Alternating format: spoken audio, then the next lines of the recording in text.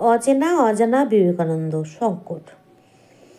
মাতৃপ্রেমে অপ্রতিদ্বন্দ্বী সন্ন্যাসী শঙ্করকে আমরা তো দেখলাম, আরও কে কে আছেন তা একবার খোঁজ নিলে একালের বিবেকানন্দকে বোঝা বোধ হয় সহজ হয়ে ওঠে।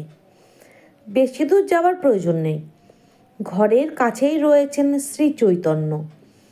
কৃষ্ণদাস কবিরাজ বিরচিত চৈতন্য চরিতামৃত অবশ্যই সন্ধানী পাঠকের চোখ খুলে দেয়। মহাপ্রভুর জীবনের কয়েকটি মুহূর্ত পাঠককে একবার মনে করিয়ে দিতে চাই। নবদ্বীপে সচিমাতাকে দেখে প্রভু দণ্ডবাদ করলেন। পুত্রকে কোলে তুলে নিয়ে সচিদেবী কাঁদতে লাগলেন। দুজন দুজনকে দেখে আকুল হয়ে পড়লেন। পুত্রের মাথায় চুল নেই দেখে সচিমাতা মনে বড় ব্যথা পেলেন। সচিদেবী পুত্রের গায়ে হাত বুলিয়ে দেন, তাকিয়ে থাকেন, চুম্বন করেন। চোখের জল এসে ঝাপসা করে দিচ্ছে। ভালো দেখতে পাচ্ছেন না, কেঁদে কেঁদে বললেন, বাছা নিমাই, বিশ্বরূপের মতো নিষ্ঠুর হবে না। সেও সন্ন্যাসী হয়ে চলে গেল, আমি একটু দেখতে পেলাম না।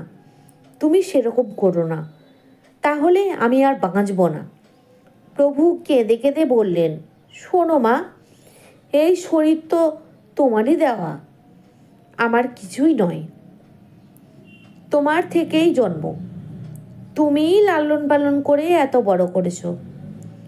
কোটি জন্মেও তোমার ঋণ শোধ করতে পারবো না। যদিও সন্ন্যাস নিয়েছি, তা বলে তোমাকে কখনো ভুলতে পারবো না। প্রভু সচিমাতাকে সান্ত্বনা দিয়ে তার চরণ বন্দনা করলেন। পরে তাকে প্রদক্ষিণ করে নীলাচলে যাত্রা করলেন। পুরীতে শ্রীবাস পণ্ডিতকে আলিঙ্গন করে মহাপ্রভু বললেন, এই কাপড় এবং এই প্রসাদ মাকে দেবে। মায়ের সেবা ছেড়ে আমি যে সন্ন্যাস নিয়েছি, এই অপরাধ ক্ষমা করার জন্য মাকে তুমি আমার হয়ে বলবে। মাকে সেবা করাই পুত্রের কাজ। আমি তা ছেড়ে পাগলের মতো কাজ করেছি। মা পাগল ছেলের দোষ নেবে না, আমার কথা বলবে মাকে, মা খুশি হবে। মায়ের অজ্ঞাতেই নীলাচলে রয়েছি, মধ্যে মধ্যে মায়ের চরণ দর্শন করার জন্য যাব। আরও আছে, তার অত্যন্ত প্রিয় জগদানন্দকে চৈতন্যদেব প্রতি বছর নবদ্বীপে পাঠাতেন। তিনি পুত্র বিচ্ছেদে দুঃখিতা জননী সচিদেবীকে প্রভুর সব সংবাদ জানিয়ে আশ্বস্ত করতেন। চৈতন্য চরিতামৃতের লেখকের প্রশ্ন, মহাপ্রভুর মতন মাতৃভক্ত কতজন আছেন? তিনি মাতৃভক্তের শিরোমণি তুল্য। সন্ন্যাস নিয়েও মাকে সেবা করে যাচ্ছেন। স্বামী বিবেকানন্দও বলতেন, যে মাকে পুজো করেনি সে কখনো বড় হতে পারে না। ব্রহ্মবাদীন পত্রিকায় ভুবনেশ্বরী দেবীর মহাপ্রয়াণ বর্ষে 1911 সালে নামহীন এক লেখক অথবা লেখিকার 3টি প্রবন্ধ বেরিয়েছিল। সেখানে বিশ্ববিজয় করে কলকাতা থেকে ফিরে এসে 1897 স্বামীজির মাকে দেখতে যাওয়ার একটি দৃশ্য আছে। পেট্রিয়ট অরেটর সেন্ট কোথায় হারিয়ে গেল? তিনি আবার যেন মায়ের কোলের খোকাটি।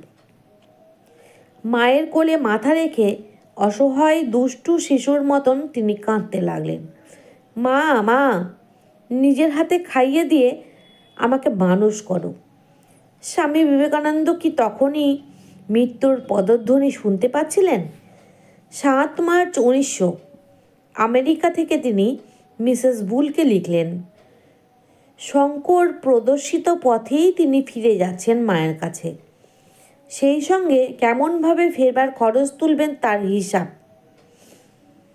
নিউ ইয়র্কে আমার যে $1000 আছে তার থেকে মাসে 9 টাকা আসবে।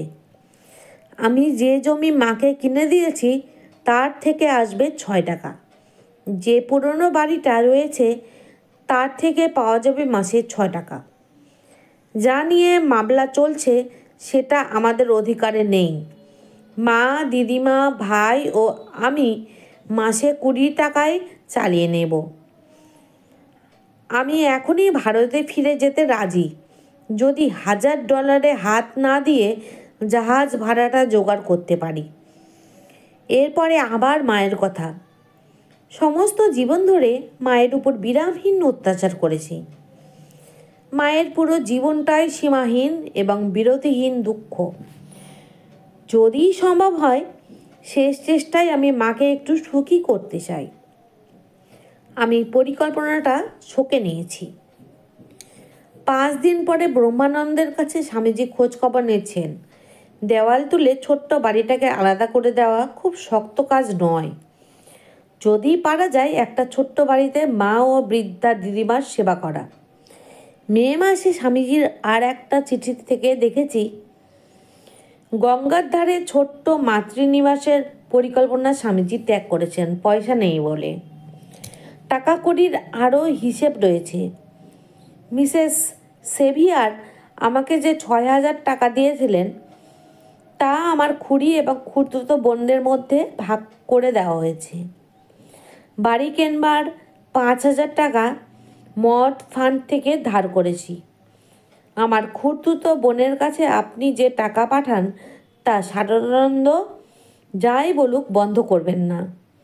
এরপর স্বামীজি স্পষ্টভাবে জানাচ্ছেন যে মঠের টাকা তার নিজের অথবা মায়ের খরচের জন্য কখনও নেওয়া হয়নি। বেলুড় মঠে প্রথম দুর্গাপূজার সময় সংঘ জননী শারদামণি স্বামীজিকে প্রধান ভূমিকা দিয়েছিলেন। গর্ভধারিণী জননীকেও স্বামীজি যে আনন্দোৎসবের সময় ভোলেননি তার প্রমাণ রয়েছে শ্রী শ্রী মায়ের স্মৃতিচিত্রে। আনন্দময়ীর আবাহনের সময় আনন্দময়ী জননীর একটা ছবি চোখের সামনে স্পষ্ট হয়ে ওঠে।